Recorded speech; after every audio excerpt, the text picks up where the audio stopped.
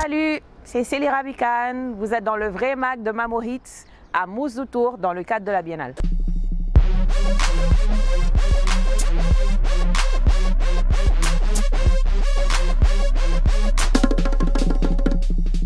Bonjour, je m'appelle Célie Rabican, je suis designer, réalisatrice et artiste dakaroise et voilà. Mon inspiration vient de ce que j'ai emmagasiné toute ma vie en termes d'art, en termes de musique, en termes de peinture, la proximité de ma famille, mon grand frère qui m'a initié au hip-hop, mon père qui m'a initié au jazz.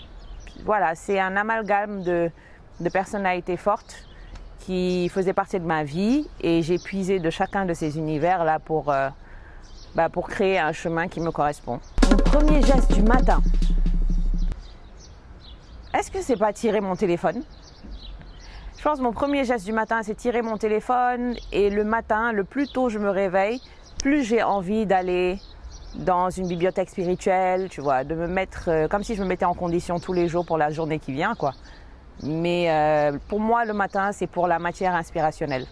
Soit ce sont des livres audio, soit c'est juste traîner sur Internet, soit c'est quelque chose à lire, soit c'est un thème qui est exploré dans des livres audio, encore une fois. Mais ouais, le premier geste, en tout cas, l'intermédiaire, c'est le téléphone. Mousse du Tour, c'est une blague. C'est une blague qui m'a été inspirée par quelqu'un qui s'appelle Les Chers, paix à son âme, et qui créait des chaussures, qui faisait partie du collectif des Petites Pierres. Et il disait souvent cette phrase-là. Et quand j'ai ouvert le showroom en bas, je me suis dit, ce serait bien de mettre une phrase qui capture l'attention des gens et qui soit un brin d'humour, quoi. Parce que pour moi, l'humour est super important dans mon travail, que ce soit dans la mode, que ce soit dans le film maintenant. Et Mousse du Tour m'est tout de suite venu en tête, mais tout de suite. Et ça n'a pas raté parce qu'à chaque fois que les gens sont dans la rue, on les entend donner comme indication Mousse du Tour, ou alors on les voit lire Mousse du Tour et tomber par terre, dire Bogedé. Donc ouais, Mousse du Tour, c'est voilà, c'est quelque chose d'urbain, d'un peu surréaliste. Ça commence des conversations, voilà. Bon, je pense que chacun arrive avec sa soif ou sa quête. Et je pense que moi, ma quête, elle se situe dans les choses qu'on ne peut pas voir. Elle se situe dans le subtil, le mystérieux, l'invisible. C'est quelque chose qui me fascine parce que ce sont des territoires qui mettent en valeur notre liberté, quoi. On est libre d'y installer, d'y inscrire ce que l'on veut et de mettre ça en partage aussi. Et pour moi, le fait d'explorer ces univers-là, ça ouvre également des possibilités à d'autres qui sont plus jeunes ou alors qui peut-être parfois en ont un peu peur. Ça ouvre des possibilités à d'autres de juste s'engager également sur ces voies-là, quoi. Ouais, le film Tangedjir, il a eu de bons retours, franchement. Il a eu de bons retours et je pense que les meilleurs retours pour moi, c'était lorsqu'on l'a projeté pour la première fois lors du Dakar Court et que les gens, ils étaient pliés de rire par terre. Et ça m'a beaucoup touchée parce que je me suis dit, voilà un film, je voulais vraiment que ce film-là nous ressemble, quoi. Je voulais vraiment que ce film parle de Dakar et du Dakar de tous les jours, du Dakar convivial, du Dakar des petits commerces, du Dakar des lieux dans lesquels les gens se retrouvent, se soignent entre eux, échangent, se disputent. Je voulais vraiment que ce soit une photographie d'un moment, d'un instant de la ville, tu vois. Et je pense que ça, les personnes qui ont vu le film ont été touchées par ça. Et que ce soit des personnes du Sénégal ou d'ailleurs, tu vois. Il y a eu... franchement, le film a été bien accueilli. Mes inspirations cinématographiques, Djibril Diop Mambéty, tout de suite. Laurence Attali, Alejandro Jodorowsky. Et si je dirais d'autres. Je vais rester sur ça. Le regard que je porte sur la Biennale, c'est que c'est un moment qui est important, c'est un moment à préserver, c'est un moment à encore plus ancrer dans l'espace urbain et dans la culture populaire. Et c'est un moment de célébration des arts et pour moi, voilà, c'est juste, ça réchauffe le cœur que ce moment-là se passe à Dakar et qu'il y ait autant de personnes qui gravitent autour de la ville à ce moment-là.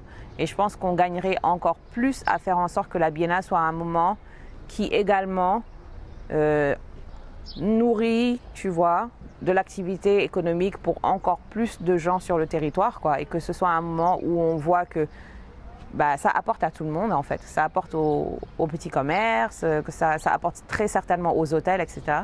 Mais que ce soit encore plus ancré, tu vois, dans l'activité économique du pays. Je pense que ça, ce serait vraiment bien. Oui, le Off à Mousse de Tours, il rassemble des personnalités qui ont des univers intérieurs très riches, qui sont également dans une manipulation du réel, à cheval entre deux réalités, entre le visible et l'invisible. Ce sont des storytellers. Il y a de l'art digital, il y a du film, il y a également un peu de mode. Je pense que c'est un moment de retrouvailles. Et surtout, un moment fort pour moi, c'est que des artistes comme Jean-Luc Gosset soient là et qu'ils exposent leurs projets, qu'ils ouvrent une brèche également dans une ville comme Dakar. Je pense qu'il est important qu'on se fréquente plus entre créatifs et entre artistes, et que c'est important pour le continent que ces liens-là soient tissés, et que c'est comme ça que l'intégration du continent que l'on souhaite tant ira croissant, quoi, tu vois. Il faut que les gens se fréquentent plus et que les écosystèmes soient plus liés. C'est le premier film de réalité virtuelle narratif du Sénégal. Donc c'était une superbe expérience, et je pense que c'est ce qui m'a vraiment donné le courage d'attaquer un autre projet cinématographique et de voir qu'en fait, voilà quoi, il y a une certaine crainte de la réalisation, mais Dior de Dakar, le film en réalité virtuelle, m'a donné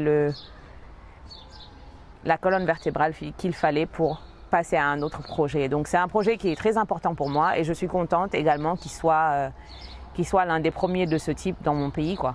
Quels sont mes projets? Mes projets, c'est mode, collection, expérimentation, film.